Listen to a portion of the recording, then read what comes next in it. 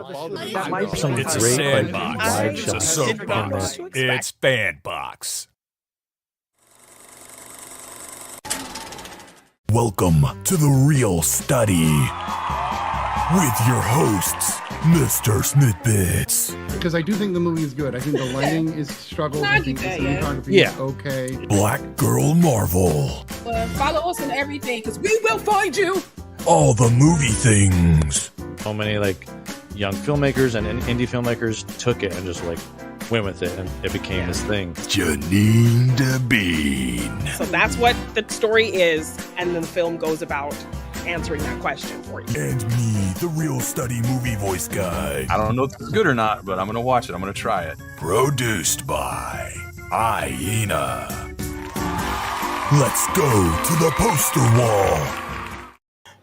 Welcome to the Real Study. It is spooky season here on the Real Study, so we'll be having horror films from tonight through the first week in November, because we're going to go 5 weeks, because why not? So tonight we're going to go right into movies all about death. So Flatliners and the Frighteners. So we're going to just start out right just in the thick and the heavy of it. We have a special guest tonight, so we're going to move over to the main wall and talk to her. But before we introduce our guest, Tragic Rawr, we are going to hear from Law about social media. What's up, people? As always, make sure you follow us on social media. We are on the YouTube, as you can see. We are Instagram and Blue Sky and the TikTok. We're on all the things. So follow us on all the things separately and together, as well as any podcast platform you might have: Spotify, Google, Podcast Republic. We're on there as well. Give us a 5-star rating, because we talk about good stuff and we have good discussions here. And if you're feeling a little bit more I want a little bit more from the Real Study, you can join our Discord. Get all up in there, ask us to review a film or a TV show, or 6 episodes or less, or a documentary, because we're not doing the old school 24 episodes. That's a lot for a podcast too. But anywho, make sure you follow us. Thanks for being here tonight, and back to you, Mr. Smith. Thank you, La. I really appreciate that. So, of course, as I mentioned, we do have a guest, but let's go around the horn. Brian, how you doing this week? Great. It's October officially. Right. It's chill in the air. It's time for me to consume all the pumpkin things. Right. And fire season is over here in Oregon, so we're very excited. Yes, That's a very good thing. Janine, how you doing? Doing good. Spooky season is the best season, so I'm happy. I think this panel is a fan. La, I know you're a fan of the spooky season. So Tragic Rawr, you are our guest this evening, and you are the one that picked Flatliners. Tell us where people can find you, what you do, and why you love horror movies so much, because we had you on for the horror season specifically. Well, thank you so much for inviting me here. I really appreciate it, and I'm really looking forward to this. So I always seem to struggle when I tell people what I do. I don't consider myself a content creator, but also I am, and you can find me on TikTok at Tragic Rawr. Instagram's kind of a bust. I don't do anything over there at all. I'll just be honest about it. And what I'm known for on TikTok is just a lot of, I'm just a goofball, to be honest with you. I am a member of Horror Talk, and I'm big on the spooky movies.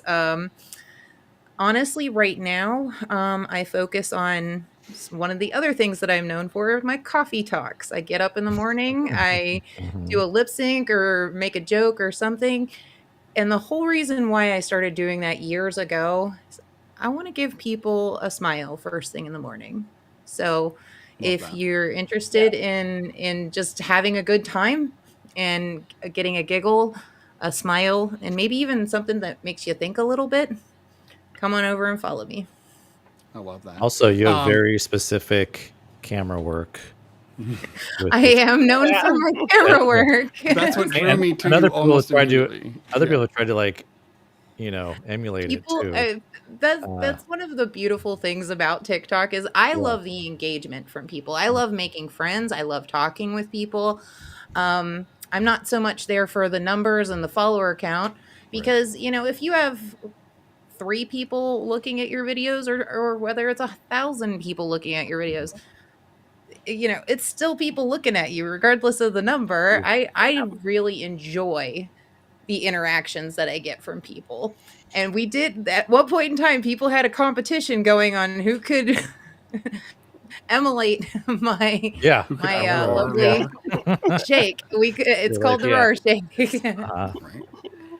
It has a lot. I don't know. Great. I would love to see you do it from behind the scenes. I don't know if you've ever I know. done that, Yeah. because Let's I've always see. wanted to should know how you do, pull like, it a off. You just breakdown. watched it. Do it again. Yeah, it's that easy, So huh? here it is. Usually real time. in real time, I do not take my thumb off the record button on TikTok. Oh, okay. This back here, I have a finger right here to stabilize. There's even a I technique. used to be Italian, so I talk a lot with my hands. Used to be Italian. That's a fun joke, left The actually. story, actually. Yeah. That is a story if you guys want to hear it. So, but all it is me talking with my hands. Oh, wow, This that's is how funny. you Wow. That's all it I would have is. never thought That's that. hilarious. I thought had- you were like had like a rhythm there's to like it. a or- planned thing. Like, yeah, I'm So I do have a rhythm to it. I have a natural rhythm. I'm very big into music, and I actually grew up as a singer. So there's always a rhythm to things. So whenever you see me do the shake, if you see it on certain beats, it's on purpose. It's very much on purpose. So yeah, there's a lot more to it, I guess, than what I even originally thought. awesome. So this is me. No, thank you for that. That actually, I was been curious about that for a long time. Yeah. So that's awesome. Y'all are gonna All try right. it. Well, I might. I don't know. Old Here's hands. the thing, I don't know. man. You We'll will see. accidentally chuck this thing, and Oh, I'm like sure. That's a good point. I don't really want to do that. So I maybe I'll have. leave it to you, Rawr, to keep that. But the used to be Italian thing, real quick, actually, is I did a 23andMe test, a DNA test years ago with my mother, who my mother was adopted, and we never knew her birth family. So, in solidarity with my mom, I decided to do a DNA test with her because she was a little scared, So she got her results back, like, I don't know, a couple days before I did, and then I got my results. Long story short, I'm no contact with my dad, or my dad's family. But my last name is Italian. My grandmother was from Sicily. Yeah, so I was Italian for the longest time. And then I opened those results. Oh gosh. Oh, In real time on the phone with my mother. My mother said, "How much Italian are you?" And I'm looking at Irish and German. And I went, "Mom, you it's on not Mulatto. there." What's going on there? Big And zero. she was like, "He lied to me." Turns out we didn't know my dad was adopted. So I have two adopted parents. Oh, So you're adopted okay. in multiple generations, in a sense, or is it both So- just your parents? Just my parents. just the Oh, okay. But That is I wild. love that joke every once in a Yeah. while. Like, I'll throw that used to in. be Like, Italian. I used to be Italian. I'm a lot less German than I was until I took the test. I was a lot more German before. funny. I took I'm the test. I'm Irish. I'm German. Some of me is from Sierra Leone. I thought that was cool. I've got Portuguese. I'm like Heinz 57. I haven't heard that said in a long time. All right. I do appreciate you giving us that. That was a great story, and I loved hearing it. I got to hear about it on TikTok, only in the comment section, so it's good to hear it. We do have some movies that we all watched before we get to our main two films. And I know that two of you guys got to see the new film with Dwayne "The Rock" Johnson, The Smashing Machine. That was Brian and Lala. Let's go to Brian. What do you think of The Smashing Machine? And then we'll hear from Lala. Man, it's one of those movies. Okay, this was like one of my more anticipated films of the year. And so expectations were kind of high. And plus there's all this talk about, Dwayne Johnson's performance, and this could be, a very like a pivot point in his career and everything. And then I went and saw it, and I was like there's a lot of great parts in his performance is excellent. But then like as it ended, I was just like, okay, that's kind of it. It like, I don't know, like I really wanted more. It kind of just like had a really kind of there weren't like a lot of like peaks and valleys in it, in my opinion. I don't know. It's like it's hard to explain. I've seen some other creators talk about it too, and like have articulated it way better than I am right now. But yeah, I just really wanted more to it. I will say it felt very much like I loved the way it's shot. It does feel, at least to me, like both Safdie brothers were shooting this kind of thing. A lot of handheld, and the Rock's like physical transformation is kind of crazy. There are moments though when like it looks a lot like the Rock, and then there are moments where it looks a lot like Mark Kerr. I'm like, whoa, what's going on here? So like there's this weird, you have to like, yeah, you kind of have to like remember, especially like he shaves his head, you're like, oh wait, that's the Rock. So but yeah, I wanted more from it. I was like really hoping that it was going to be like this incredible film, Knock it out of the park. Yeah, and it's yeah. Yeah, I know it's not like I said, I had like high expectations for it. I'm not gonna tell anyone not to see it. It's not bad.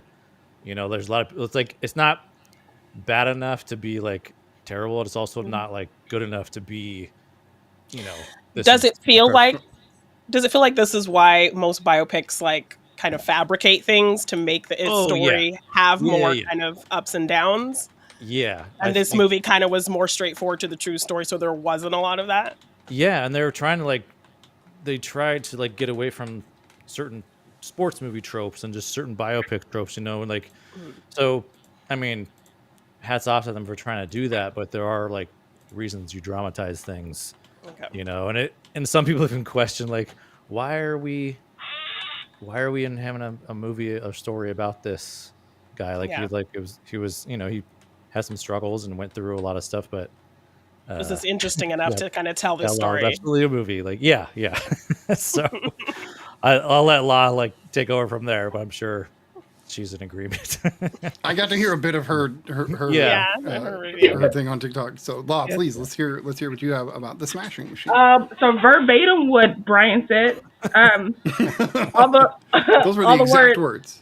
All the words that he said, I'm saying those exact words. I absolutely agree. Like, I would just like to say, I'd like to point out that I think Emily Blunt could have done way more than what they gave her, but what they did give her, she did amazing with, which is like, wouldn't expect her not to. For Dwayne Johnson, I thought like there were moments where I didn't believe him, but there are moments where I did believe him, and I think that this is the right vehicle for him to start that transition into being a more serious actor. I don't think this is the movie where people are going to be like, yo. Like, he had moments where I was like, okay, I could see he was trying for this. And then there was moments where I was like, oh my God, that was very good. But it's an uneven performance for him. That's a good way of putting it, though. I mean, it's like a transitional thing. Exactly.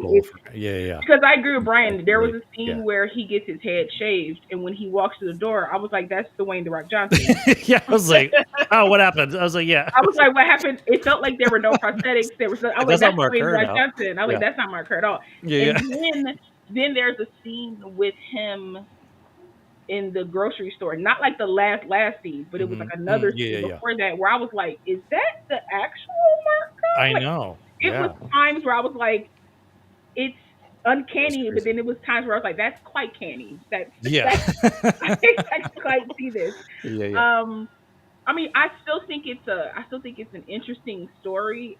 But I felt like because they focused mainly on his drug addiction, that we get dropped in the middle of his career, of his life. Like, we don't get like they try to stay away from like origin story biopics.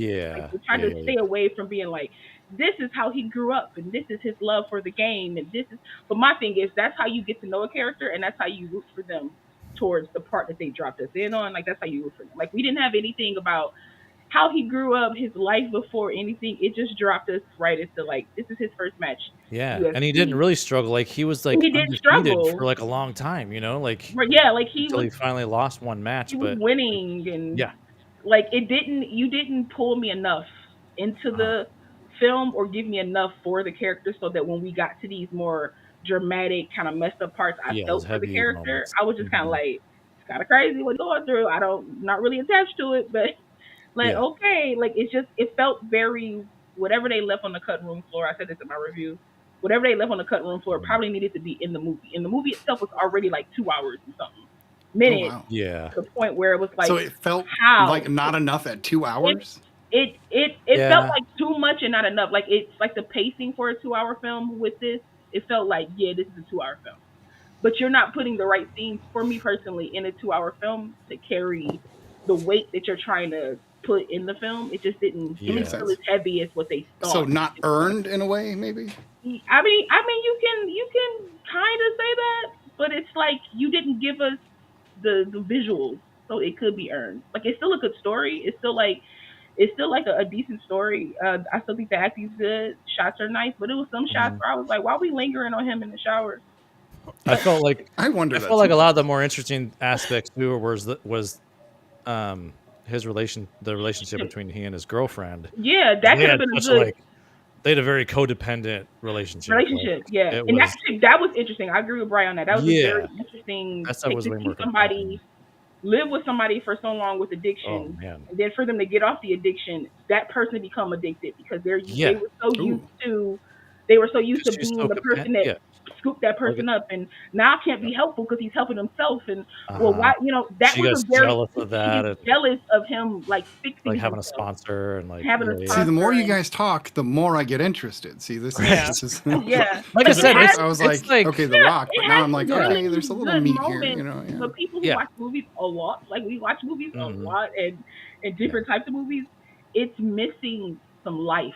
Is all I'm saying. It's missing life. Yeah, there's just yeah. So I suggest people watch it. Like for sure, I do. Watch it. I gave it a 6.5. If I rate it, I gave it a 6.5.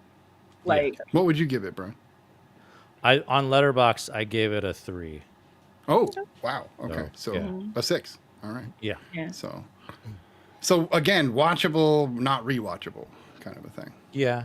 I would say rewatchable if I had some commentary. I would rather listen to the commentary of it. Yeah. I'm very interested in how about their choices. And you said it was the Safdie brothers?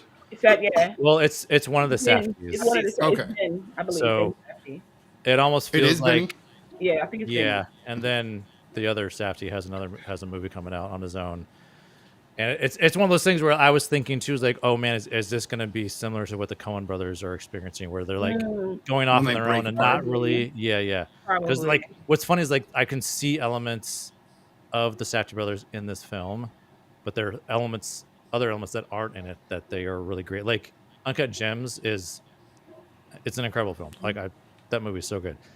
There are elements in this one that wants to be like that. I was going to say it felt like it was moving like a Uncut Gem. Yeah. The look of it, kind of like the feel of it a little bit. Yeah. But it didn't hit the same. Well, Uncut Gems hits pretty right on the right on the money. So, all right, well, that's interesting. I like this. You know, Ben Safdie has been proving himself pretty damn well as an actor and a director. Yeah. So, I can see why you'd anticipate that he's doing by himself. It's a great start in that direction as well. Yeah, I like the first one, but like one of, kind of like doing by himself. Like this is a great vehicle for that, and hopefully he'll see the pockets where he's like there's gaps that to like make. Do you guys remember because this movie, the whole like The Rock's gonna act, makes me think about Be Cool, where he shows up and he plays a very different character. Yeah, that's funny. And it was people were talking about how like, oh, he's really gonna turn the corner here. And then he didn't turn the corner. He went right into The Rock a little harder. So he went right into well, and like to Law's points, I've seen other folks mention too, like this isn't too much of a departure for him. I mean, Mark Kerr and Dwayne Johnson had very similar tracks. I mean, they both started around the same time, just like one was WWE and one was, MMA. Yeah, both are wrestlers. And so they've kind of experienced very similar things. So it wasn't. You argue that it wasn't that much of a reach for him. One did it for real, one faked it. I know people are going to hate for that. But I think the biggest departure for him would be he's not a comedian in this. You know what I'm saying? He's not hiding behind. He's always joking in his movies. Like a thousand jokes and then like physical humor and everything. He had to play. he had to like play a person, and I felt like if they would have changed his voice a little bit, like I don't know how long this was in production or how long it got ready to go, but the moment he opens his mouth to me, he's Dwayne Johnson. So like I feel like if they would have changed, maybe worked with a voice act, like a voice coach or something like that, to like just try to change his voice a little bit, I think that would have helped too. Because to me, it just felt like at points, not all the time, like I said, it just felt like he was Dwayne The Rock Johnson playing dress up sometimes. Like, you know what I mean? Sense. Like, that makes sense. But the other times I was like, I could hear something different in his voice. And then when you see the actual Mark Kerr, you hear his voice. I'm like, okay. I wasn't gonna watch this movie, and now you guys are making me want to watch it. So I'm gonna give it a watch and see what I say still see it, and just so you can kind of see of like how it's like, oh yeah, you kind of want. I feel like if you're a fan of Mark Kerr, see it because it does. Yeah. On him in a way. I have no idea who that is. It's not even about that for me. But no. Some people though, like if they know who Mark Kerr is, I think they would enjoy it. Because it's based off the documentary, The Smashing Machine, and it's even filmed. To me, it films like it looks like a documentary sometimes. Like it's shaky cam, like handheld. Yeah, it's all handheld. It kind of has a documentary film, even though it's a movie, because you will see like it'll be like if somebody's looking at Snitty, they'll be like behind his bookcase, like it'll come through the bookcase. And it'll be like, is somebody watching this person? It's like, no, it's like an artistic style that they're doing. Like, you know. Like, got me creeped out. Spooky season. I love that. It's dark in here. I got to. All right. So, yeah, that's awesome. Check out The Smashing Machine and see what you think of The Rock's performance, of Dwayne Johnson's performance. Yeah, you're right. It wasn't Janine, you got to see The Funhouse, 1981. Was this your first viewing of it, and you had never seen it before? Yeah, this was my first time. I hadn't even heard of this movie, but my Regal is re-releasing horror movies every day this month. So my goal is to see as many as possible, and this was day one. So even though I hadn't heard of it, I'm like, let me go check it out. It's Tobe Hooper who did, Texas Chainsaw. So I was really curious to see what this was about. Very much like Texas Chainsaw, it's a slow burn, like nothing really happens until it does. And I think we're just kind of getting into the groove of what a final girl looks like and those kinds of tropes. I mean, we're, Texas Chainsaw 74 and Halloween 78, and then this is 81. I think Friday the 13th is the year before. So our final girl is not great. She kind of is just staring off into space for a bunch of scenes. She's not very proactive. She's kind of, damsel in distress. So I was not really a fan of this person that I'm kind of supposed to be empathizing and following, because I thought there was going to be something with it, because there were a lot of scenes where she's staring at, somebody kind of announcing to get on a ride, and she's like looking at them strange, and then she sees a fortune teller woman, and the fortune teller woman is asking her, oh, it looks like you're someone who has premonitions and sees things. So I thought, okay, maybe that's why they're having her stop and stare at everybody for so long. No, that had nothing to do with anything. She's just out of it. Wow. I don't know. Yeah. But generally, I think the Funhouse is a really cool setting for a horror movie. It's these teenagers, they decide to go to this fair, and at the end of the night they decide, we're going to just sneak into the Funhouse and spend the night here. So they're getting ready to spend the night and hook up in the Funhouse. And then they witness something really terrible happen, and so then it's them trying to kind of figure out how they are going to get out of here, because once they try to get out, they realize they're locked in. So it's them trying to navigate that. So we do have some kind of dumb character choices. We have some smart character choices. I love seeing a character grab a weapon immediately when they kind of put together what might be happening. Goes down, yeah. Yes, we have people fighting, so fighting off the bad guys and that kind of thing. So generally a fun slasher, a lot of fun elements. But a little slow to start, and our final girl is just not great. But I had a fun time with it. All right. That is one I have not seen. Tragic Rawr. Have you seen The Funhouse before? I remember seeing that as when I was a kid, and probably that was the last time I saw it. So I've got I've got flashes of it going on, but yeah, I remember it being slow. Yeah. Yeah, but fun to see in the theater environment. So yeah.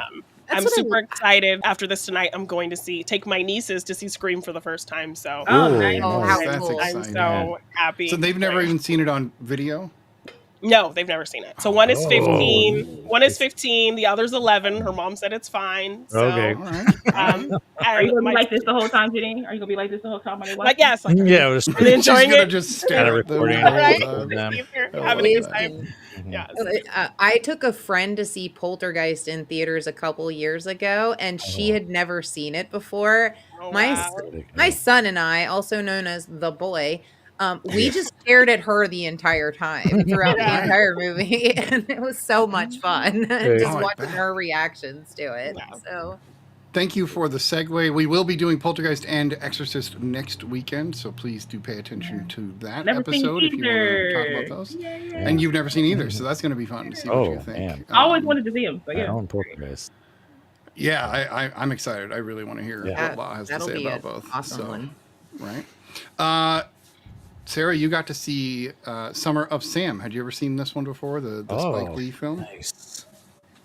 So I'm a big fan of this film. I've watched it probably 1,000 times, and the reason why I watched it this past week is I was talking to my buddy Larry. If you don't know Chunky Larry on TikTok, that's my TikTok BFF. And he and I were talking about like the boom of true crime and how Monster, is it called Monster, that came out with Yeah. Charlize Theron? Charlie Charlize Hunnam, Theron. yeah, with Ed Gein. Oh, the they- new monster. Yeah. Oh. Yeah. And I brought up to him like there's a movie that I love that no one ever brings up, and it's Summer of Sam. Mm-hmm. And he said, I watched it when it came out, but I don't remember it. And that's when I got super excited and I said, can we please do a podcast episode on Summer of Sam? And sure enough, we watched it. And if you don't know, Summer of Sam came out in 1999. Stars John Leguizamo, Mira Sorvino, and a phenomenal cast. And it is about the summer of 1977 when David Berkowitz was terrorizing New York City.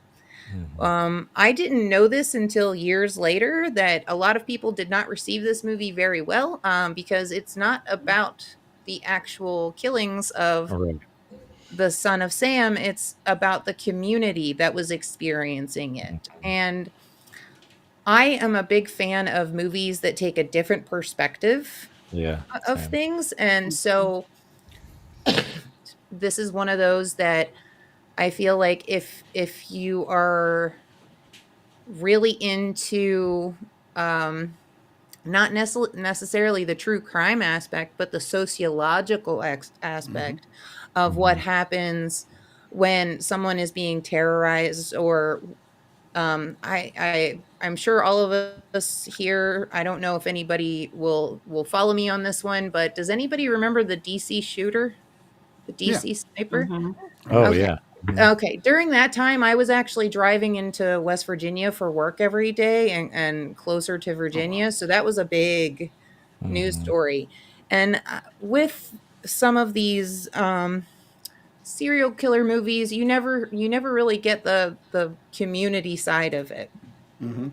Now, these characters are like, they're regular everyday people. Some of them are actually based off of true life people, or maybe the sort of true. Similar, Yeah. that were There's kind of like around loosely- people. Yeah. One of the cool things that I learned about this movie upon rewatching it and digging deeper into it was Spike Lee actually, during the summer of 1977, he ran around New York City with an 8mm camera and was actually filming what was going on during the blackout and during riots. So he had firsthand experience. He had firsthand experience. John Leguizamo also remembered that summer as well. So I thought it was really cool. And it's definitely a movie that speaks to what is considered normal and what was considered counterculture. One of my favorite performances in this movie is Adrian Brody. And he plays a friend of these guys, John Leguizamo and all of these neighborhood guys. And he dives heavily into the 1970s punk scene of New York City. That's right. And it is just it's interesting to watch because his longtime friends start treating him differently, and they're like, I don't know, you're kind of scary now. And because he's different, they accuse him of being Son of Sam. Yeah. So Mhm. this is a roller coaster of a movie. Mhm. It is.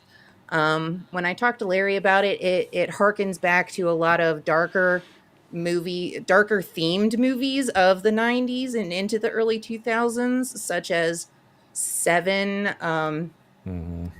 And I had some really good ones. I don't have my notebook in front of me, unfortunately. Otherwise, I'd still have the list in front of me. But movies like Fear, and Well, wait, which one? There were two Fears in the 90s, and The Mark one was Wahlberg really one? well received. I'm No, the gonna Mark Wahlberg I'm one. gonna And I'm then gonna one say was the, about a wooden statue for some reason. yeah. I'm gonna say the Mark Wahlberg one on that one. I would assume. Yeah. But like movies that kind of explore the darker side of things, like the more taboo subjects, like Eyes Wide Shut. So Right. I think there's a ton of movies out there that really push the envelope on these subjects, and I think Summer of Sam is definitely one of them. So Well, that that's was Spike my Lee take on kind it. of generally. He likes to push Yeah. the edge Right. on everything. Yeah, I remember Summer Sam being definitely kind of a blend of his styles, where it leans to the 25th hour style, Mhm. narrative, but it's also still about the neighborhood, and it's still kind of, Yeah. in its roots of do the right thing kind of a thing. So Yeah, as I he's say, got do the he's got a right range. thing was It very sounds about the community and about the community. Right. Yeah. It sounds like what David Gordon Green was maybe trying to do with his Halloween movies and kind of talk about how Michael Mm. Myers kind of Right. affected the community, but obviously not incredibly well No. executed. I think Spike did a better job of that. I do. would say Yeah. so. I don't think they're going to scream evil Chanting dies evil tonight. dies tonight. But definitely a Sorry. really interesting concept in terms of a Good serial PTSD killer, from because that. that always ends up being the focus, not the people who would ended up affecting. Right. It actually Right. it wasn't Yeah. a focus on the killer. It wasn't a focus on the victims. It was actually a Mhm. focus on the people who got paranoid and Right. notably during There's that this time backdrop. period, people stopped going out and women were cutting and dyeing their hair and Wow. like all of those points are brought up throughout the entire movie, and I liked the splash of what was going on in the real world, but also what is going on with this group of people particularly. It was really Right. cool. It's a really cool flick, and I highly recommend it to people. Is it his only horror film? Because I would still put this in horror in a sense, because it is about serial killers, and I feel like serial killers are within horror, even if they are real life.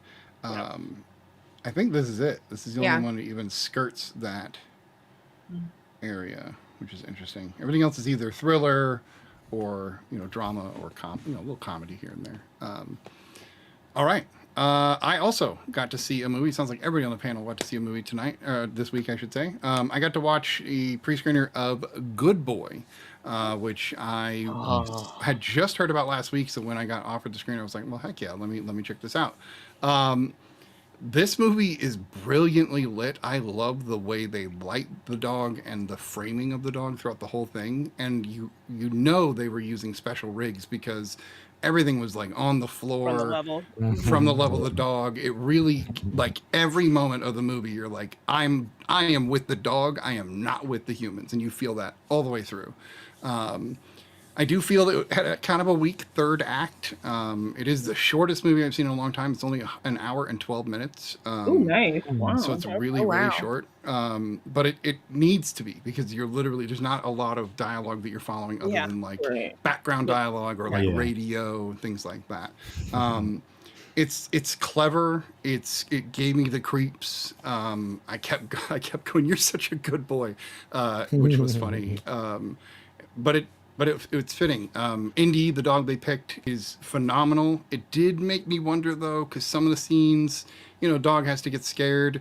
It makes me wonder how'd they get him to yell, how'd they get him to squeal, without it He's being trained. something. He's trained. I know he's trained, That's but the like, director's I don't job, know. too.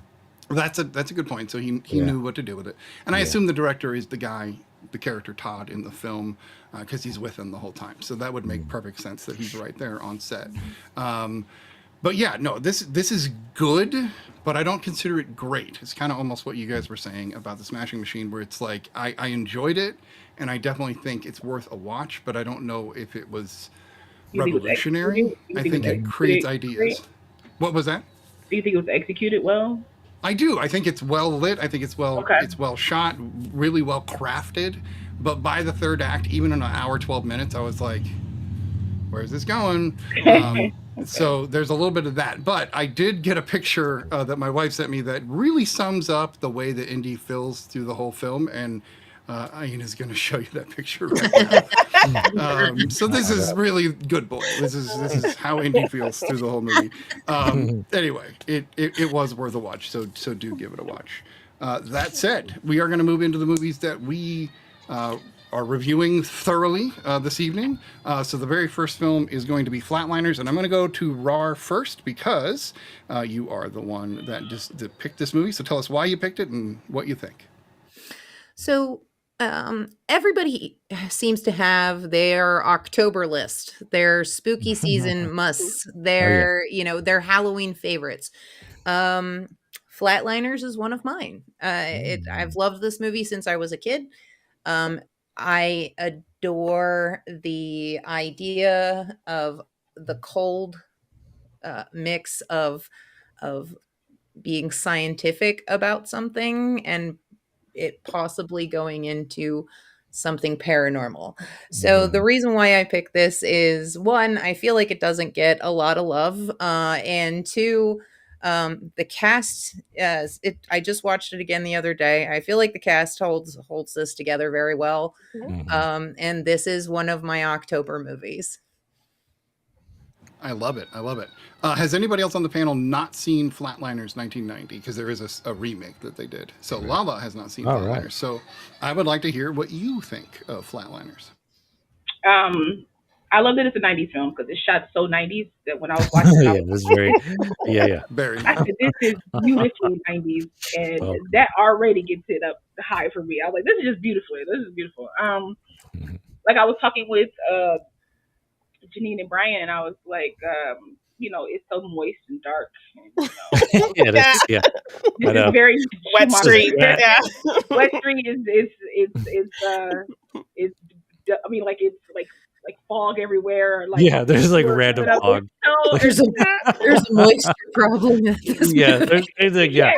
There's a moist problem with this now. What is happening? I was like, that is so Schumacher. We need a dehumidifier stat. No, immediately. And some sun, because there was no sun anytime I watched the film. No. Yeah, it was Gotham City. It was still no sun. Brian said it was like Gotham City. Yeah, I felt like Gotham City. Absolutely. I was waiting for Batman. Well, it is Chicago. That kind of makes sense. Yeah.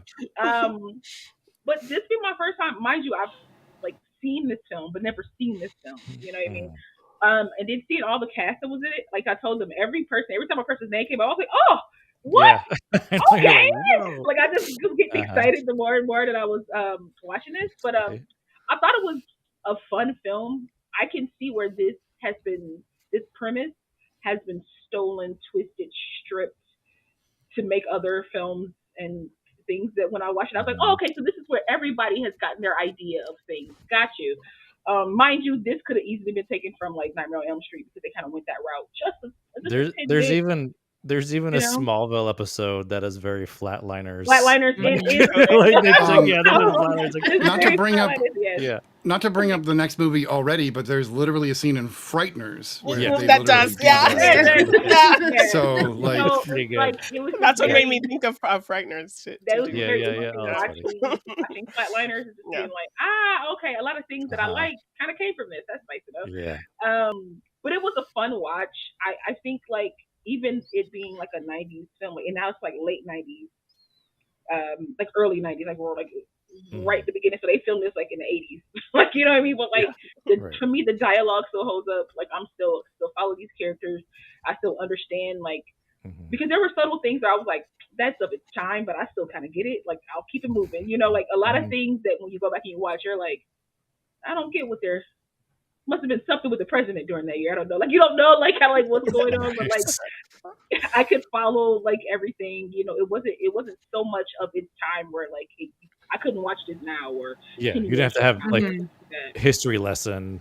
You didn't have to about the Google US anything. I didn't have to Or, Google, Yeah. right, exactly. I didn't have to sit there, Yeah. pause, what does Mhm. this, who are they? It was a Yeah. film that I could just kind of like sit back and watch. I thought it had its funny moments, but when it started to get like deeper, I think that's where I love stuff like that, like the Mhm. scientific stuff. Even if I don't, not to say I didn't understand anything, but even if I don't understand like the scientific thing in films, I just enjoy that aspect of it because I'm like, y'all Mhm. put a little Yeah. work into this. I'm not mad A at that. little. Let me I know. listen. Let me listen and pay attention. Like Yeah. and in this one too, because Kiefer Sutherland's character started off as somebody that's like, he seemed very ambitious, very like, Mhm. yes, I want to be a celebrity, but also this is something that needs to be answered. I think subconsciously he didn't even realize it needed to be answered for himself. So that was a fun ride. It was interesting watching Julia Roberts in such a film. Like, I don't think has she done anything else like this? Sleeping with the film? Enemy Sleeping with the feels Enemy. similar to this. yeah. Okay. Yeah. Not But much. it's like I don't. It's like, yeah, like not much. I was like, I Right. like seeing her Yeah, no. in this kind of field where like they keep throwing out that she's beautiful. We get it, Julia Roberts. I know. Yes, But right? you have her. We get This it. is like peak Julia. Yes, Right. but like Yeah. this was like The you hair couldn't, is like, herring. Mhm. Yeah. The You know, hair the is- hair yeah. is Oh, yeah, her hairy. hair is like. Oh, The great. vein. The hair is- But the hair Reel is- Rawr's got Yes. the Julia hair going. Yeah, Yeah, I don't It's- understand the hair Or thing at all. side, Okay. you know, like some of us do, just like to the side. Right? Yeah.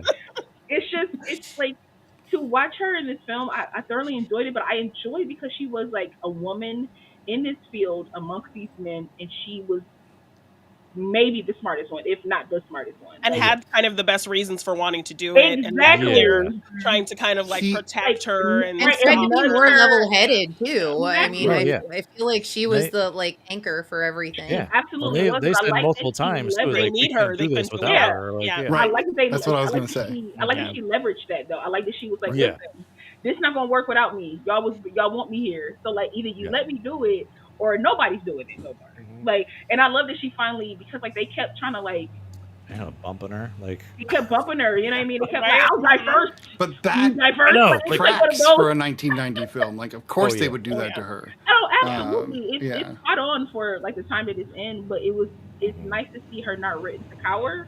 Really, Yeah. like she kind of let it go the first time. Like, okay, fine, mhm. you outbid me because it wasn't a thing, but now it's a thing, and Yes, now now I'm you're about to leverage purposely trying to myself. stop me. Like, Yeah. so I Yeah. like that aspect of her. I think Oliver Platt was supposed to be like the comedic relief because he was I know. kind of like, He was great. which I love. Genesis of a young surgeon. Yes, Yes. like I love Oliver Platt. I've always loved his acting. So to see him kind of younger, like I think I've Yeah. always been like adult Oliver Platt, like watching Right. him. Yeah, like, Uh-huh. Yeah. so Like in to the see bear him and like stuff. younger and kind of doing his thing was great. Kevin Bacon, chef kiss. Okay.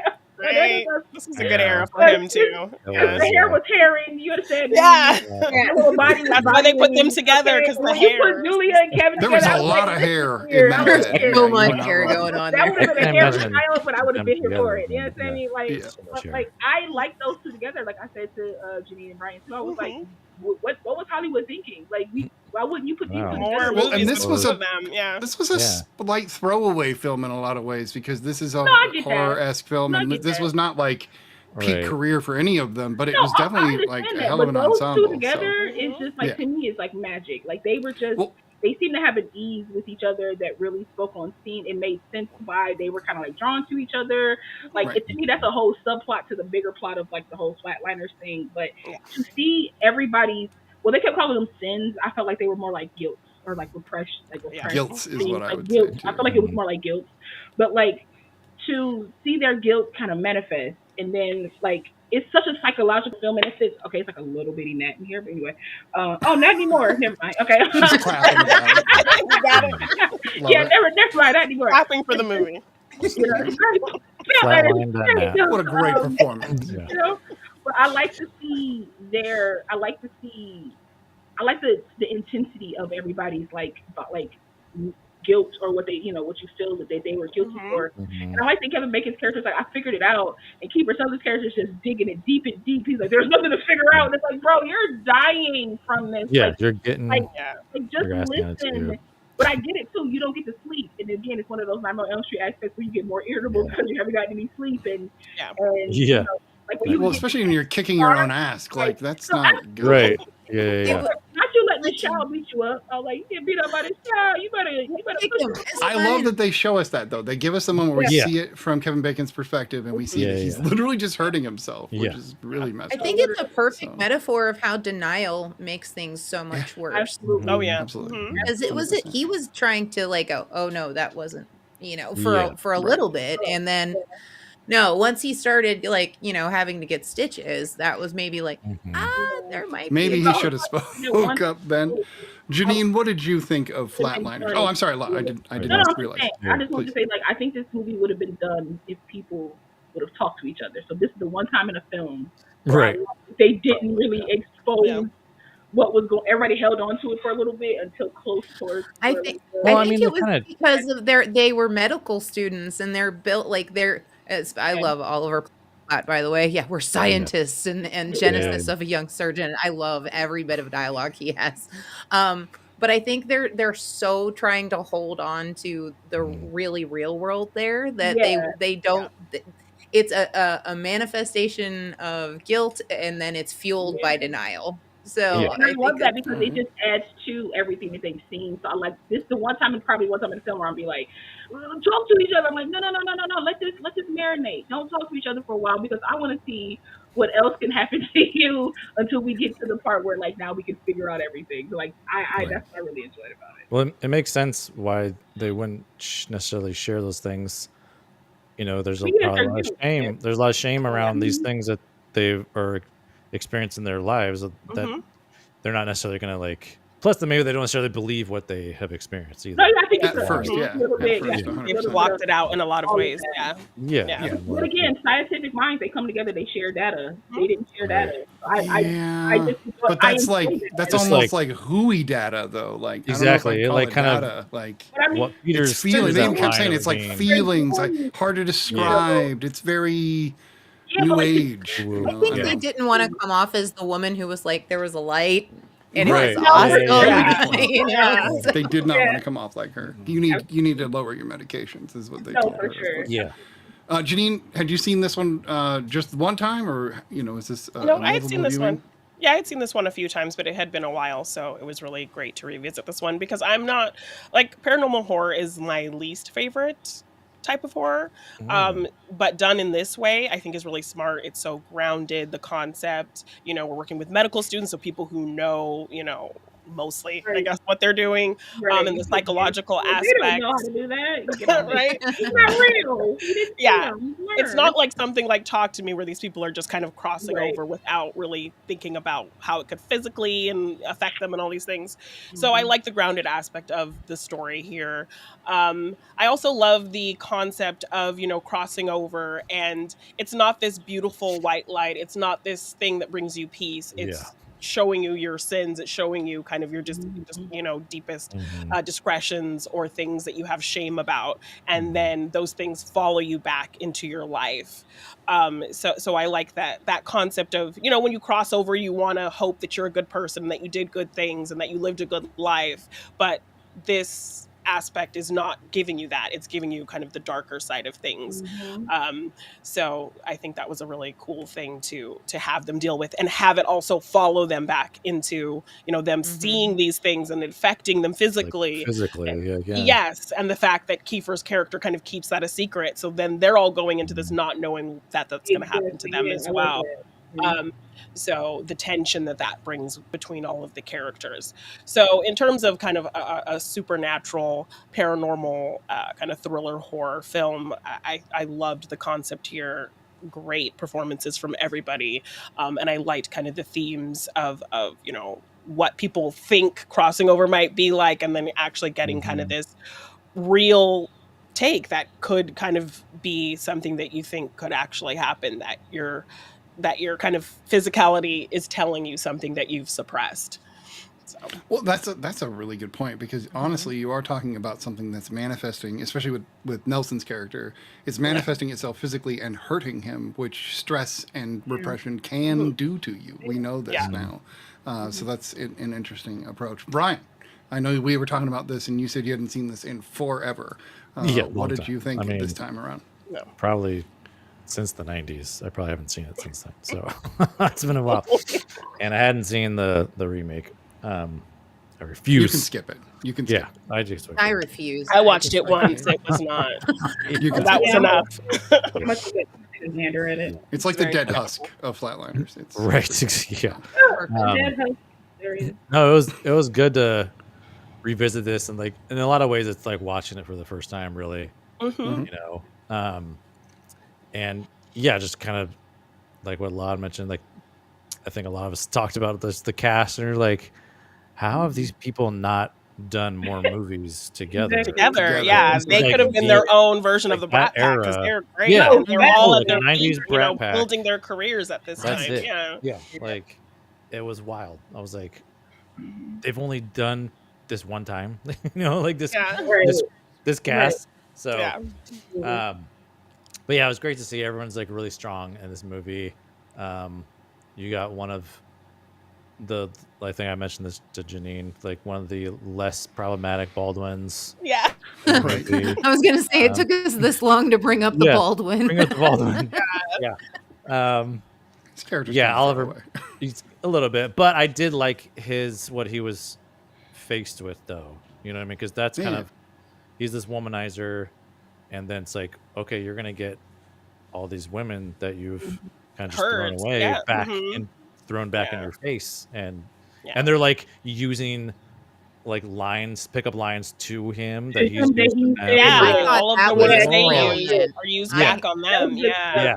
And it's Yeah, I all love their that. kind of visions are in the in this different style. In that Yeah. Like style, his, yeah. his are in like that videotape recording Exactly. kind of. Yeah, that's a Totally. really Can I good just one. say, I Yeah. love that the fiance was like, listen, if you actually care for any of these women, we can have a conversation. But to see I that you know. just don't care and have no trust, I think I'm done. I was like, that's amazing. I actually know. love that. Well, and I she was literally like, was like, "No, it's not," and just left. Yes, Like, it just there was no, you can't talk me out of it. No, please, please, please. Yeah. You like That was a young Hope Davis. you can cheat. Yeah. well, Yeah. I think that goes He to said- this movie and how smart it is. You know, Yeah. it is. I think just even though hers is a very small part, it's still pretty Yeah. powerful in what she Right. says.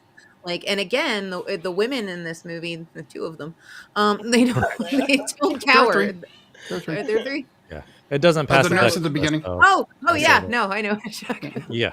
So I don't think it passes the Bechdel test necessarily. No, No. it does not. no.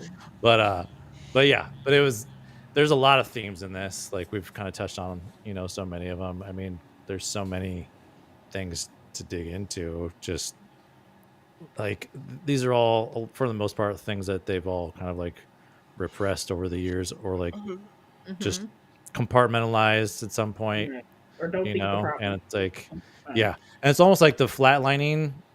Like Janine, you were saying something that this like just popped into my head, where it's like the flatline, the like act of doing this is almost like them kind of toying with the idea of like, okay, I want to like see where I'm gonna fall.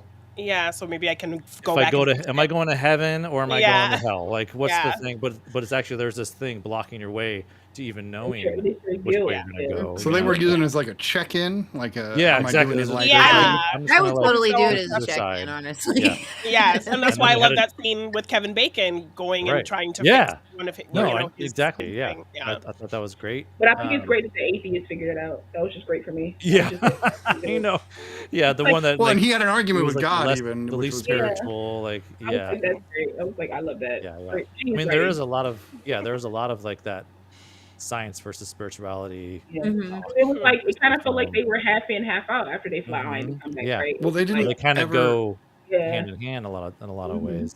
But they never. I like movies that don't say.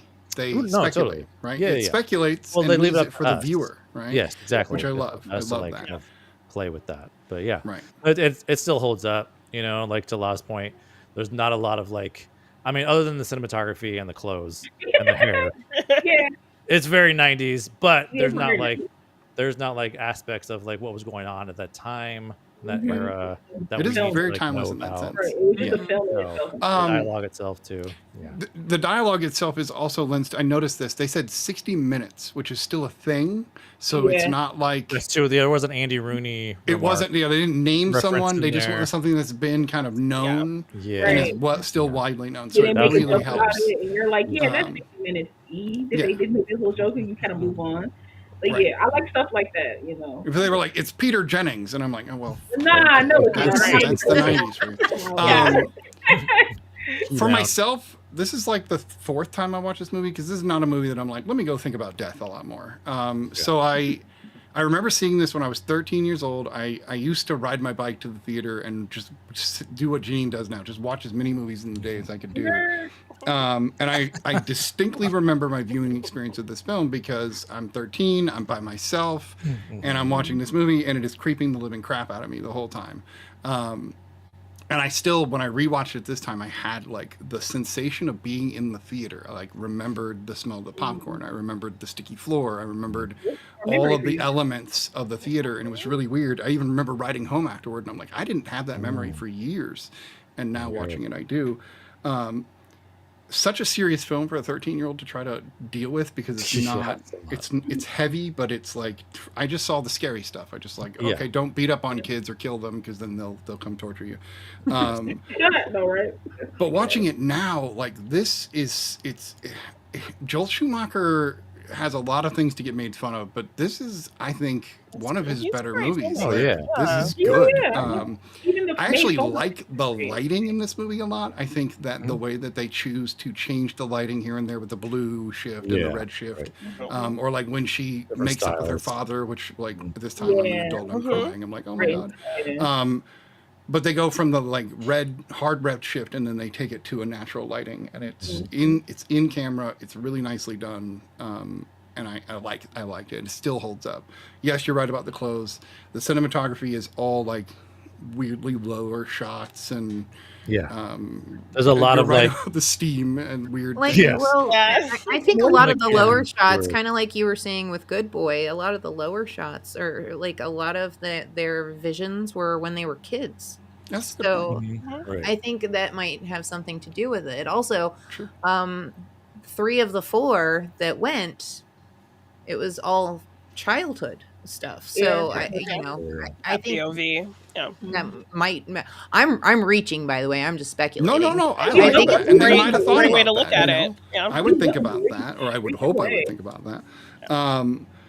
Yeah, I agree with that. I think it's also really tight pacing wise. You get your opening act, you get your middle, and then that's a solid, fast paced third act where it like gets you to it, right?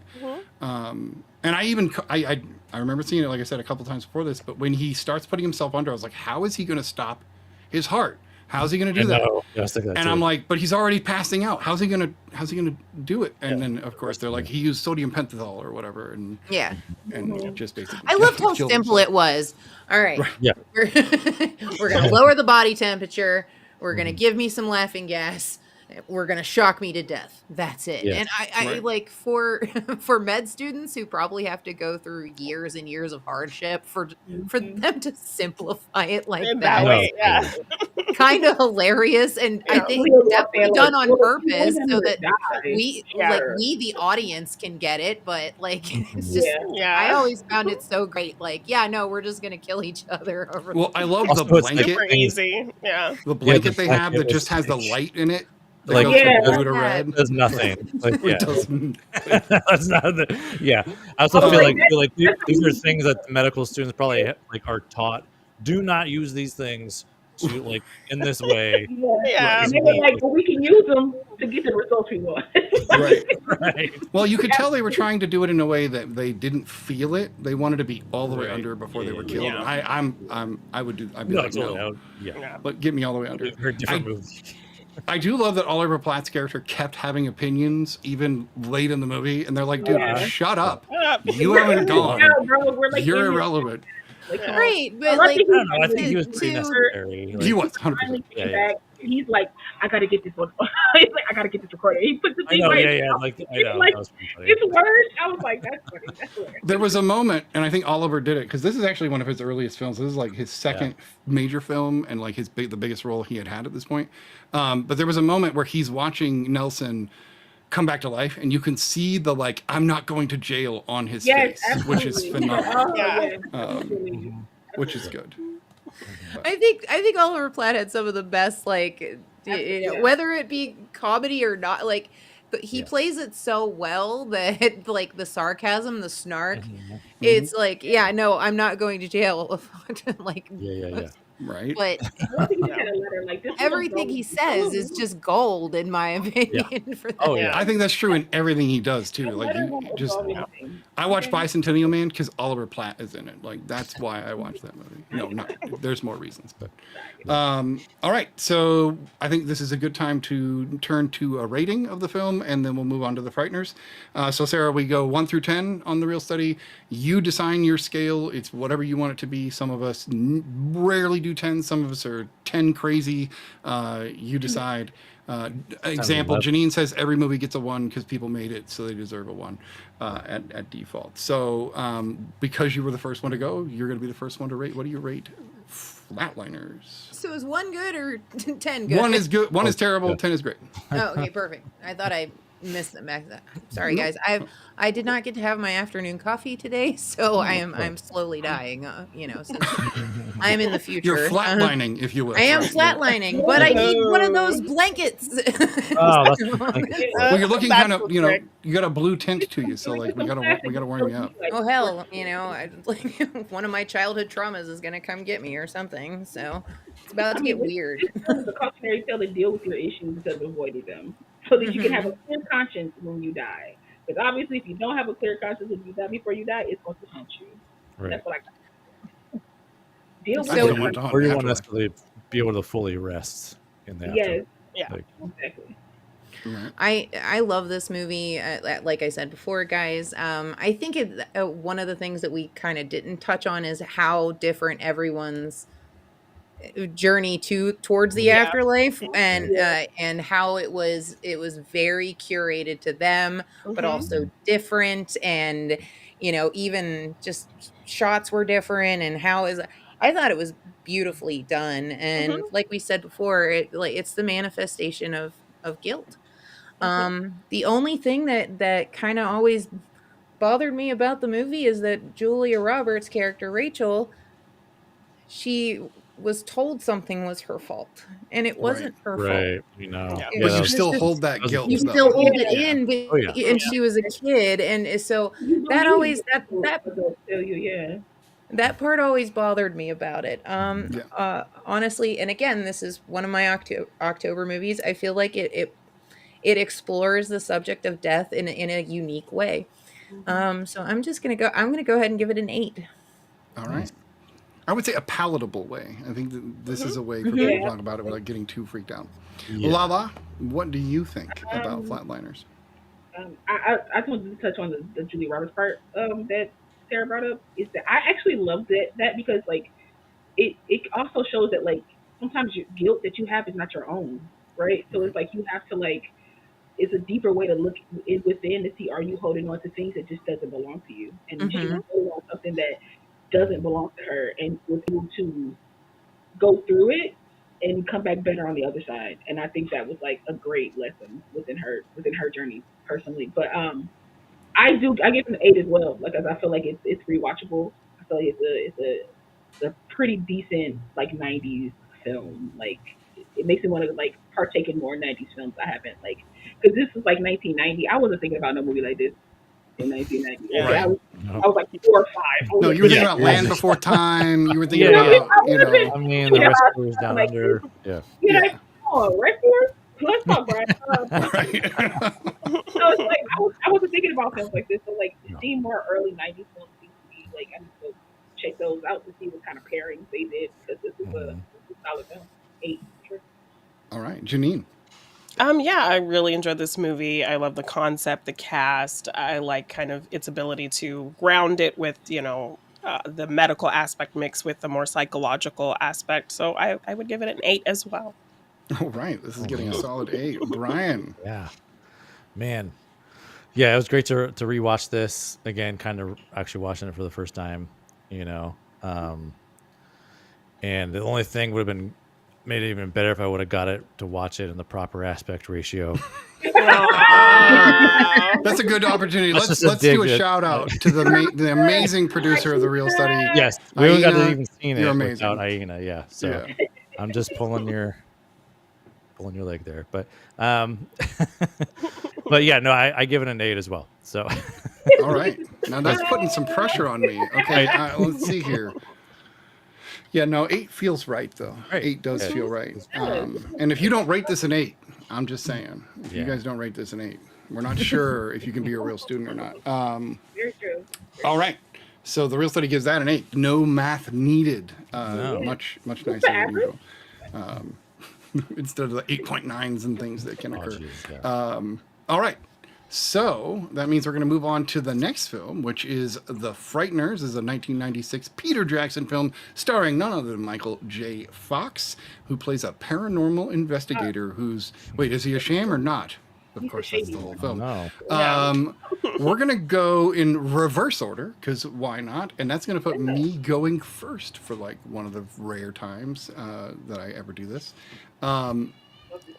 I didn't love this movie the first time I saw it, but when I saw it this time, I enjoyed it a lot more. I was laughing a lot more this time around. I do think the third act gets a little muddled and really struggles in places, and maybe just kind of carries on for too long. But overall, I think Jay Fox in this is fantastic.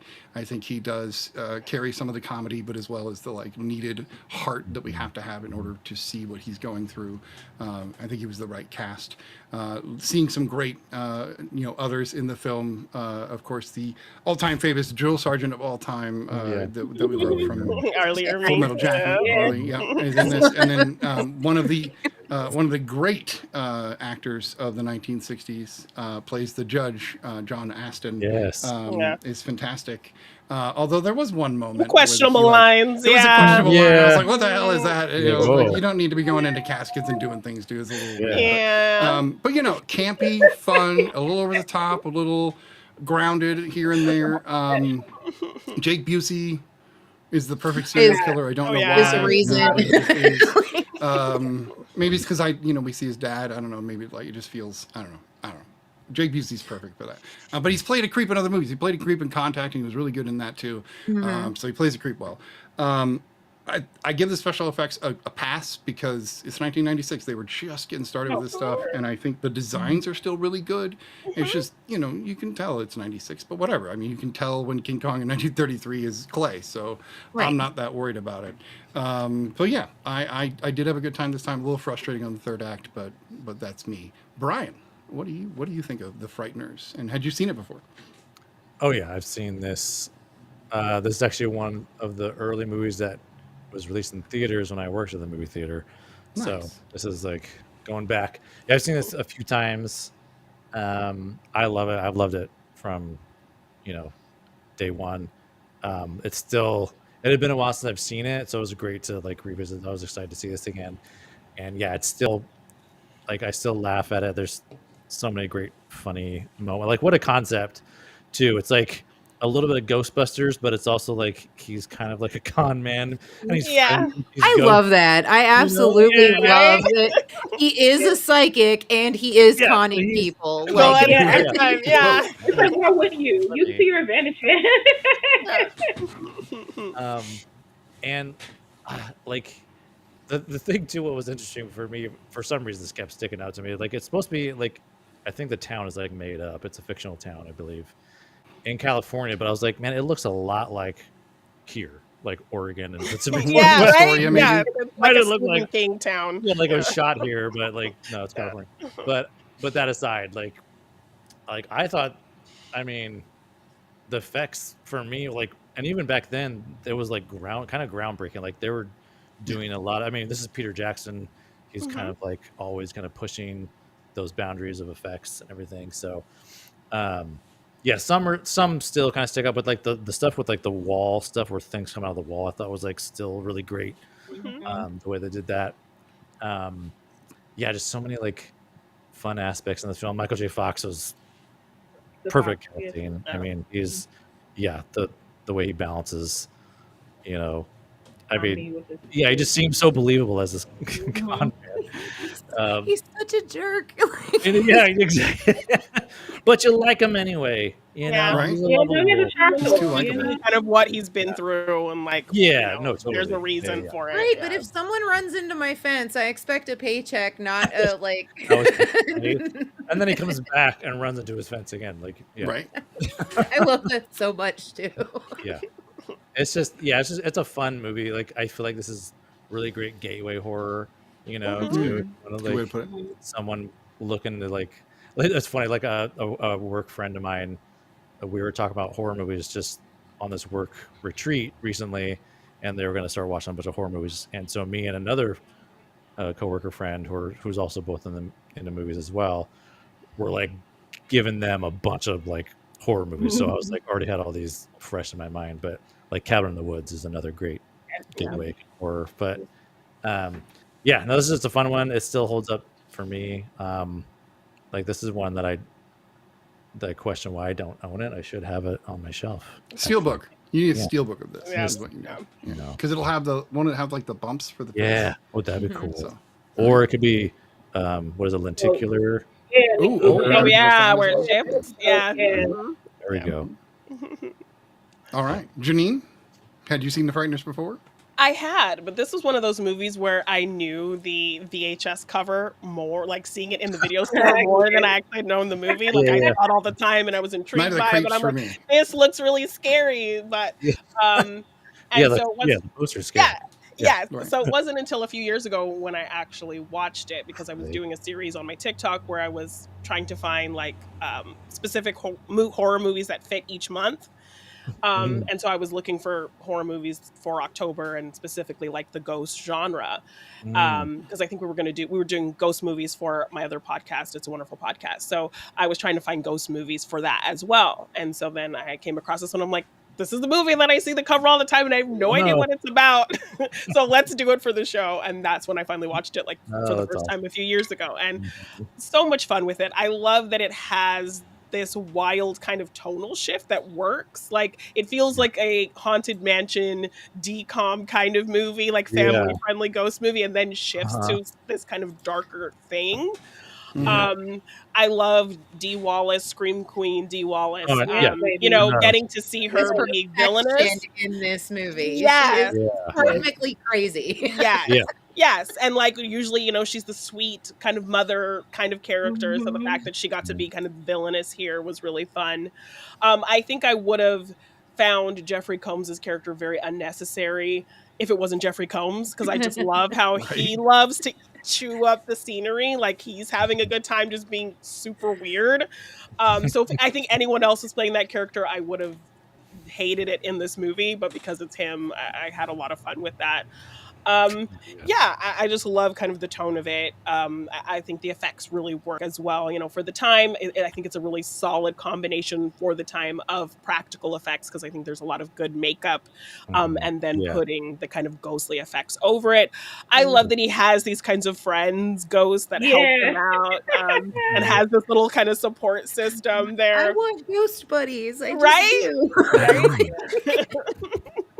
So yeah, a really great colorful cast of characters. I thought the story was really fun. I love that it shifts from kind of a fun, silly, light kind of Halloween movie to something a little bit darker with these killers. I you know, in the last sequence, I kind of get what you're saying, Snitty, but I do kind of like how it's this parallel and replication of like that flashback scene. So we're getting the flashback with our two killers, and then it's kind of like also playing in the present as well. So I like how they did that in the finale. I thought that was fun. So yeah, a movie I kind of discovered late, but was kind of aware of for quite a long time, that I really had so much fun discovering for the first time and revisiting it now. So What is your shirt today? I didn't see your shirt, Janine. it is Janine getting us Janine. assaulted Exactly. by a Slimer. I love that. Is it really? Oh, Yeah. wow. Okay. That's interesting. But I'm Fits Janine, and the it's film, Janine. you know? Yeah, it's so- Janine and Ghosts with Ectoplasm. It works. So much. It works. Yeah, I went generic. I'm just trick or treat. Very boring. Brian, I didn't even ask. What's your shirt? I should have asked. I Oh, always ask Brian. it's just that a lot of times I'll wear my Movie Madness one when I can't find like a more relatable shirt. So it's just Do general kids Movie walk up Madness. to you and ask what that is? No, because not in Portland, because most people in Portland know Right. what Movie Madness is. So yeah. It is a vintage town. You're not Yes. wrong about that. Yeah. Blah blah. What did you think of the Frighteners? I love this film. I've watched this film a billion times. I grew up with this film. Like I love this film. As funny as it is, just 6 years later, I'm all over this film. But 6 years before, I didn't know what Flatliners was. Like, what is that? But yeah, this was a film that I used to watch like a couple of times a month. Don't matter. Like I used to watch this film all the time, and then when I had like regular cable, it used to come on like TNT all the time. So I used to watch it cut up on there all the time. So like, yeah, Frighteners is one of my vehicles. I love this film. So when you were like, "Oh, we're doing the Frighteners," I was like, "Are we?" Like, okay, because I think I loved everything about this film. I love Michael J. Fox because I was big on Back to the Future, so like I was obsessed with him. Jake Busey is always just like I remember being a little obsessed with him in this film, so I understood girl. I was like, You're like, I can see myself. Something's wrong and right with me. So I was like, and I think they gave him contacts too, like lighter kind of. Lighter. I was just like, contacts. I don't know why I like you, but I do. Jeffrey Combs' character, I felt if they ever did a live action Fairly Odd Parents, like he's the teacher. Interesting. He's the teacher that freaks out and goes, Fairly Odd Parents. Like he's the perfect person for that. But I liked his character. I liked that his character was always like on the cusp of knowing what was true, but because he was blinded by his rage. Fox. Yeah. And he just couldn't fully see it until a head got cut off. So like it's just blew up. Sorry, blew up. Yeah. So I think Jeffrey Combs' character is the equivalent of I've seen some shit in paranormal. No, for sure. Carries a Uzi around, so I'm pretty. He was giving Mulder if he was more paranoid, right? Oh, it just felt like he was like he seen some things but couldn't really articulate them. But then it was like it's all over his body. He was just such a weird, like a weird character that I was like, I'm happy you're a ghost now, man. I'm happy you're living that life. I'm just happy you're living that life. But I've always loved this film. I've always thought it was funny, even as a kid. What's his name? I don't know, like Trini Alvarado. I don't know what the name of her character she plays, but can't remember her name. But she's such a sweetheart in this film. She's so sweet. I don't know how she got Ray. I'm assuming it's because she's so sweet that she was just like, yeah, I'll marry you because like we have fun together. Right. But I love that Ray, like, kind of even though he's a trash, I think that he was like sweet of him that he was protecting her even in death. You know what I mean? Like he was kind of like there for her even in death a little bit, probably way more than he was in life. But I just loved everything about this. I love that it gave me like Buffy vibes watching it this time because the whole like the mother keeping her in the house. It was very much like Amy and her mother, like the witch thingy. Like her mother looked like the witch. Totally. Oh yeah, the house very similar as well. It gave very like Buffy vibes in that. So I was just like, hey, is this where he got it from? Like I was like, is this where Jocelyn kind of stole it from? So it kind of gave those vibes, and I don't know. It is, and now being an adult watching it, it's a very like erotic kind of sexual film at points, because when she's choking out Michael J. Fox's character, he's like, yeah, baby, do it again. And I was just like, wait, I was like, they were super no, they were like very like it was very like they get off on this. And I don't think I caught that as a kid, because thank God I didn't. But like I didn't quite catch that as a kid. So like watching it now, I was like, y'all nasty. I was like, okay. I was like, and then it was like to have it so that like she's been doing this since like I like to act like I understand what Cene's talking about, like Janine said, like the third act and things where it was a lot going on, like there's a lot of places, a lot of visuals, a lot of places for you to look. Yeah. But I like that because I think the core of Michael J. Fox's character of Bannister is that he feels like guilty, very Flatliners, like he feels guilty over the death of his wife, and now he's he remembers seeing something but can't quite make out like what it What is. actually And then happened? what Yeah. actually happened. So he's like, so could he have helped? Could he not have helped? Like it's one of those things where it's like he has this guilt. So for him to finally be able to put those pieces together, I like that aspect of it, of him kind of like reliving it, like seeing different shapes and being like, oh snap, like this is, and it shows the difference. Like his memory is so bright, where he's at now is so dark. So just having that like opposition is like pretty cool. So like I love this film. I've always liked it. I always thought it was funny. I always loved Dee Wallace because how can you be the mom in ET and then be this, like what's happening? Right? Don't forget about the howling. The range is crazy. Mhm. she was so like, as an actor you can like watch other actors and be like, oh they didn't really like this role, they weren't really locked in. She was locked in. She loved locked this role. in Yeah. to this role. As silly as like this premise might seem to people, I know it's like a 90s film, so like the graphics are a little off, but during the time I thought it was great. Him being in the walls and slithering, or like even in the love interest home, like Ray's, girlfriend's wife's home, like when he was peeking up and they pushed through that effect is always cool, like in any movie that you see that they push through, type of thing. So like this movie has a special place in my nostalgic heart, because it's a film that I just grew up on, like when I was a kid, and nobody can tell me anything bad about this film because it's amazing across the board. And the fact that it's Peter Jackson too, and I love the Lord of the Rings and things like that, like that Robert blew my mind, because I didn't produced. know, Yes, right? I didn't produced. know what was happening with this, but when I saw his name, I was like, wait a second.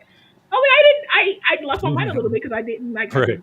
And he cameos, and he's the guy with all the Yeah, nose he rings and bumps stuff. He's into wearing the Michael Reaper Fox. shirt. Yeah. Always Yeah. cameos, and I love a good cameo from Peter Jackson in his film. So yeah, And add it to the list of movies that features Don't Fear the Reaper. Yes, Right. exactly. So many. Tragic Rawr. What did you think of the Frighteners?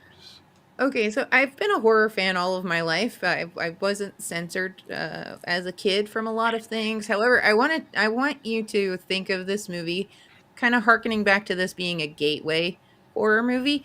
Think of this as watching this as a 12-year-old, because this movie came out when I was 12, and I feel like that was the perfect time to see it. Nice. Because when the movie first starts, you're just like, okay, yeah, the lady's going to the house, and there's a past at that house, but whatever, that's cool. Oh, ghosts. Oh, Michael J. Fox. And it's like at every turn, I love how the story keeps building on itself. And it's a con man with ghosty best friends. Who doesn't want ghosty best friends, honestly? Hey, he treats them like crap. He does. He treats everybody like dirt at first, right? Yeah. Really. yeah. He's so miserable in his existence. I feel like that's the only way he knows how to be. Until he starts opening up to Lucy, is the Lucy, thank you. lady's character. I just thought of it myself too, so I was struggling. Just holding on to the name, Sarah. Thanks. But it was. I think this is one of those movies that it's a fun watch no matter what. Whenever it continuously gets like deeper and deeper and deeper, you're like, okay, ghosts. Okay, now a Grim Reaper. Oh, okay, now a serial killer. Oh, it just Wait, they're all the same. They're all the same person. Yeah. you're just like, what the hell is going on? I think Jeffrey Combs has the best line in the whole movie, and it's, yes, I'm an asshole with an Uzi. It's perfect. And the fact that women screaming like makes him physically sick. Like, Oh my god, I know. what kind of Can't quirk handle- is that? Oh man. He did come in great. What was his life like? I was so intrigued. Like, what happened to him? I did love him like, peeking around everything. Yes, That was- I will say this is so funny, and I'm not sure if you guys have ever brought it up on the show before, but at one point in time, everybody who was younger kind of looked older. This actually happened the other day when we were rewatching it. My boy, the husband who died, Ray. Ray. Yeah. He said, "Oh, I'm a healthy 29-year-old." Right. Yeah. My kid looked like, at me. He goes, "Mom, Oh. he looks older than you." And I was like, I sat there and I was like, Yeah. I don't remember him being That's a 29. No. 29. That's a 90s. 29 for sure. Yeah. That's a Yeah. It always makes me think of Cheers, how everyone Oh like, yeah. Yeah. Cliff, and then we're like in their mid 30s, and I'm like, Yeah. what? Are you No, sure? they're- Yeah, they're because like Woody 40s. was like 25. Yeah. Right. Yeah. Yeah. He's a It's like, baby, yeah. Yeah. know. Or like Father of the Bride, like we right now are the Oh, ages man. that might yeah. that Diane Keaton and Steve Martin were Mhm. supposed to be in that movie. Yeah. Yeah. But Sarah, That's I feel funny. you on that. I was 10 when this came out, so Mhm. to be Yeah. like a kid and watching this and just kind of like engrossed in the entirety of it, like it's so wacky, but like Mhm. ooh paranormal stuff, but like ooh it's a love interest. Lots It's of also a twists. mystery. Yeah, like Like it's how you it's said so it much. builds on itself. It, Yeah. it just it's so much all like Yeah. throughout It's the an whole ogre. movie. It has layers. Oh, It- It all yeah. works. You don't feel Oh, kind of like a sensory overload. It all just No, builds. totally. So- Yeah. Yeah. It doesn't It's- come. Well, they're not trying to do, Yeah. like, I feel like all of it doesn't really happen at the same time either. Like, Yeah. it doesn't mhm. No, Like, it it happens in the gradually different turns acts. into It different picks its things. Like, moment. yeah. Yeah. Yeah, and I think that was a brilliant way of doing that because if they would have just dumped all of that information in the first Right. 15, like everyone would have been like, Well, that's an It's happening exposition right dump, and we now. all hate that. Earn it is what we No, need but to it's do. spaced out very nicely. Like you show us something, Mhm. like you show us like something, then you give us clips, which I think I love is that they show like the news clippings, like the news broadcast of like kind of like what Mhm. happened. And Lucy watching that video, like Right, leaving that about video, right? Yeah, Alice and her we're definitely mom. breadcrumbing the whole serial killer aspect, and I love whenever I was younger, I didn't catch it until they actually said it, and you're like, oh my god, it was the serial killer the whole time. Yeah. and like I said it while I think before we started recording, I take some of that experience from childhood with some movies and I keep it with me. And Mhm. so every time I watch this movie, it's like it's a special part of my heart. And paranormal horror is actually one of my favorites. So I will go out of my way to watch any kind of ghost movie. But it's, Okay, so two of you have brought up paranormal as either your least favorite or favorite. So Yes. now I want to know, across the panel, Brian, what is your favorite subgenre of horror? Probably sci-fi horror. Sci-fi horror. All right, that's fair. Yes. And Janine, we didn't get your favorite. We got your least favorite. So what's your Yeah. favorite? Mine is slashers because that was my Yes. gateway into Okay. horror. Yes, I Nice. became a horror fan because of teen slashers and teen horror films like Scream and Urban Legend, and I Know What You Did Last Summer. So those are what made me delve deeper into the genre. So Fair. Lala? I'm gonna have to copy Brian and say sci-fi horror because I think like aliens is like a thing that like sticks in my mind as something that I've Mhm. always, or maybe like religion horror because I remember watching The Omen as Oh yeah. maybe like a little bit of both, a little sci-fi, a little. Sci-fi Get ready for religion The horror. Exorcist.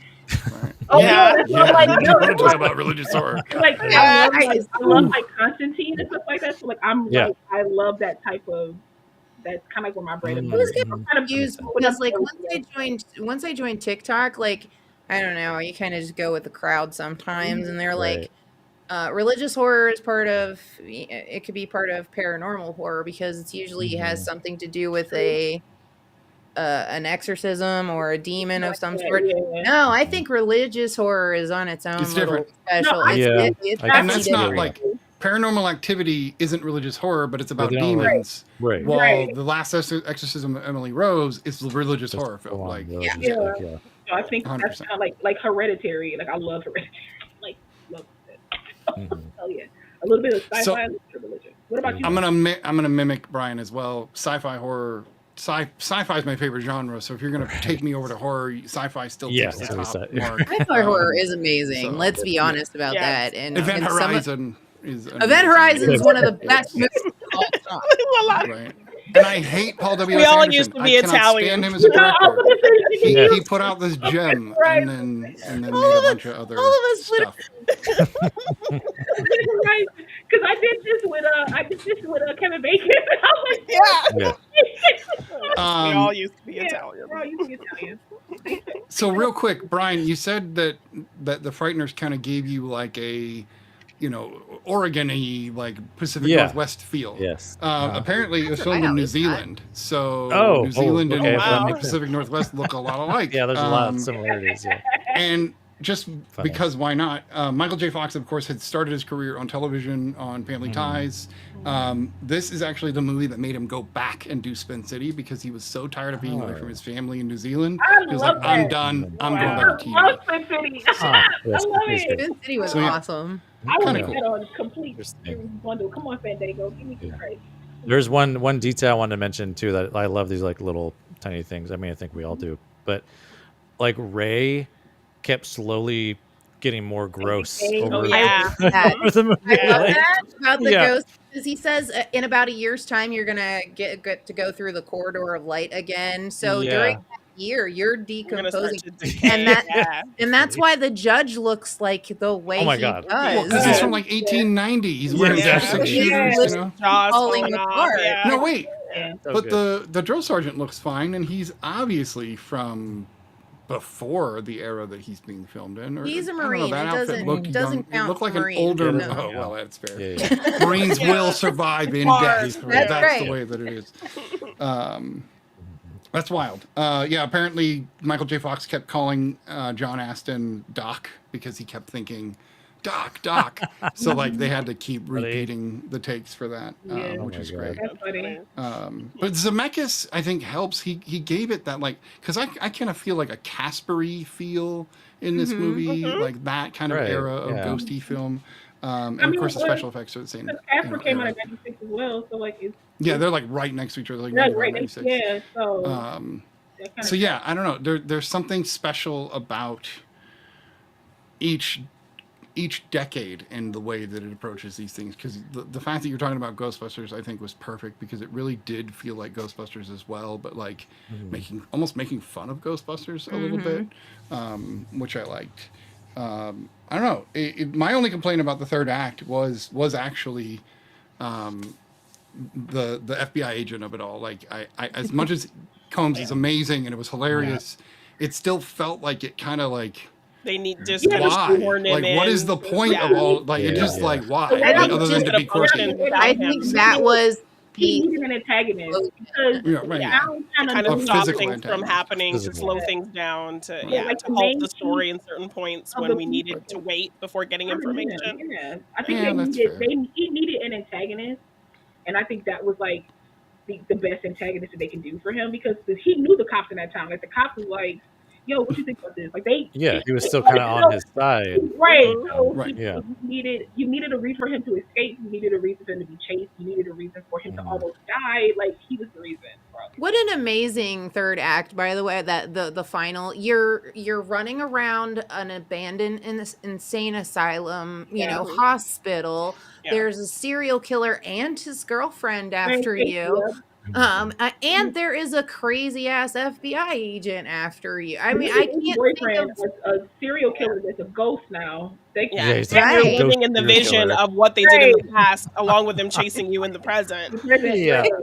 It is That'd like be a lot to take in. I think. You had a clear way of getting rid of him, and the FBI agent ruined it. Right. He sprayed the I think match. it's the perfect thing of like, we ain't leaving no open storylines here. It's all getting taken care of right yeah. now. Right here. Fuck it up. Stitch it up nice. I dig it. Any other thoughts on the Frighteners? Just shout out to Shy McBride for the representation, bringing the Yay! NAACP jokes. I like that joke. That was good. I'm just Yeah. he's rated Notre Dame. That was good. I love him. He's one of my favorite actors. I think This is random from me, but Troy Evans, the guy that played the Sheriff Perry, I can't not think of the Christian Slater movie Cuffs when I see that guy because he plays the like main cop that he has to deal with throughout the entire I film. would say And I've seen Cuffs like 40 times, so like live. this I always is, think of of- course, actor. I always think of him from Demolition Man. Like he's Yes! in Oh, Oh, yes, I that's just right. watched that the other He's in that day. as well. he's like 4 I think I watched MDKs. Cuffs more than Demolition Yeah. Man. I think that's why. So, Yeah. just random how you see an actor. Yeah, and no, you're like, totally. I know Yeah, that's that why actor I from know. this movie. From Yeah. this very Flat specific out. thing. Yes. Yeah. Right. But I that's know, that's good stuff. All right. I guess we should rate, and we can move on to talking about what we're going to do next week again, and then call it good.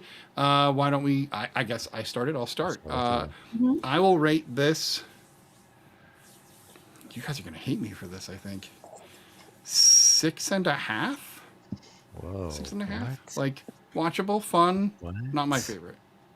Brian, what are you writing? Yeah, She was there you going go. to do I'll that. speak for She us all. bailed. You're canceled, Mr. Snippets. All right. All the movie things. What do you think of the Frighteners? I'm gonna give it an 8. All right. Yeah. Both F's get an 8. All right. I like it. Great. Janine.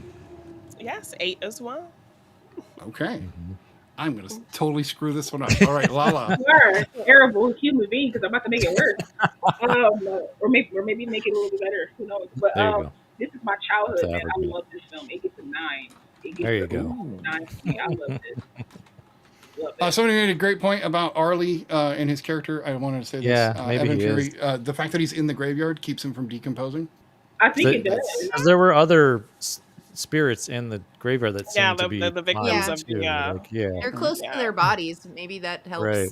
Yeah, that's a Maybe. good point. The decomposition away. Ray was running around all over the place. So yeah. Yeah. Yeah. He wanted to absolutely. take vitamins as a ghost. Like, how Yeah, sad. right. know. Ghost Like, what would events, your yeah. first thought as a ghost be? Would it be taking vitamins and doing Taking lunges? vitamins? I don't think so, honestly. I would Yeah. want to know how to Okay, actually cool. like stay on each floor that I need to be on. That would Yeah. be my number That one. when concern. they Yeah, were true. there, he was just screaming at other Falling ghosts. through. I'm like, sir, you're a ghost as well. Why are you screaming? Yes. Right. Why are you afraid of them? Why are you afraid? You are them. Although really they can hurt him, so like in Right, a they way could. they would be the people to be Like, afraid of. we're all dead. It's But he can fine. hurt them back. Screaming. Right. That was such a funny little thing. Fair. Rawr, Tragic Rawr, what did you think of the Frighteners? What is your rating? What was yours? 6.5? Yep. Yes. Sad. I'm gonna go with a 9.5. Shame him. Shame him. Called out. Same. Same. Yeah, I have to stay true to what I believe. You guys do too. I We're gonna completely throw it out there. respect your right to be not right. Wrong, But it's fine. Like, I work hard to be wrong. I work really hard at it. No. I kid, of course. But just like with her, I'm gonna agree. This was my childhood. This is one of the. You watch so many movies over the course of your life. Sometimes it's hard to remember the actual first time you saw something, or Mhm. Oh, yeah, you know, things start to blur together, or whatever the case may be. But this one has just always been fun. I remember it being one of those. I cannot wait to watch the behind the scenes of this one because Yeah. the effects were so badass for the time, and you know, like. And that was part of the marketing for it, if I'm not mistaken, Mhm, too. 100%. Like that was, Yeah. it was cool. So I'm gonna go with a 9.5. All right. Oh, the highest rating on the panel. And All I right. just, She's trying to offset my 6.5. I am. Right. That's exactly what I'm What can I trying do to to do. kill Yes, that's what my 9 respect is. that. What do you mean? But like, can I just say that, like, when I was a kid, and still to this day, I'll never let this go, and that's probably just my own thing. At the end, when he realized that she can see ghosts now too. Oh, right. One, I flipped my lid. I was like, yeah, they're perfect together. And then two, I was like, sequel, and it never happened. So Aw. part of me still was like, I would have loved the second movie with them going into Mhm. together, it being legit, and maybe the FBI agent turns evil, or maybe he teams up with Jay Busey's character. Somehow Jay Busey's character come back and he figures it out, or maybe, you know, Dee Wallace's character. I don't know, but I will always wanted the second. I always wanted the second Frighteners. So I'm trying to think of what the subtitle would be, or like the Frighteners or something. wow, That would be this is so terrible. hard. It's terrible. Avengers could be somewhere. The Frighteners from Hell or something. I don't The know. I have no idea. Re-Frighteners. Yeah. The Re-Frighteners. There it is. That sounds like something that you put in a Frighteners. microwave, Back right? We're gonna Right. frighten you again. Again, come on, right? Frighteners 2, the Frightened. I don't know. The Frightened. I love it. And we know there's already we've named these movies. They're out there already. You can probably go find Oh, these yeah. movie titles on a Yeah. movie out there somewhere. All right. Tragic Rawr, thank you so much for being our guest tonight. We really Yeah. appreciate you showing Thank up you. and having a good time with us. You know, that's how we greet now. We're gonna have to pull that clip of everybody just like, yeah. Yes. Oh, there it is again. We have two. Thank you, Law, for being here. Thank you, Brian. Thank you, Janine. Thank you to an amazing producer for always being here and making this show great. She gave us this awesome like horror background this week. I love Wow. it so much. So thank you all for that. And like I said, we'll be doing both The Exorcist and Poltergeist next week. We're going to be going into even more horror as the month progresses. I think we're going to do Sinners later this month, so pay attention for that. Because that's going to be, I don't know, we could almost just do that one movie, but we'll talk there's a about lot. 2 movies. Yeah. Yeah, absolutely. And I just watched Black Panther last night for the 3rd time, and like my brain was like, ooh, I gotta like kind of put these next to each other somehow. 3 I times. know they're not related, but they are related in that way. So Only 3 times. I know. I know. Well, it's one of those ones I want to savor it. I gotta savor it. It's one of those ones I want to feel it every time. So I Me and own Laura both. like, In Steelbook. Lightweight. I mean, didn't he lightweight over 3 times? I know. The further you get into the MCU for me, the less I've seen the movies. It's just the reality of it. The first few I've seen a ton of times. So, but all right, yeah. This is episode 3 of this 5th season of the Real Study. We appreciate you guys for being here, and we'll see you guys next time. Enjoy. Thanks, guys. Follow us everywhere.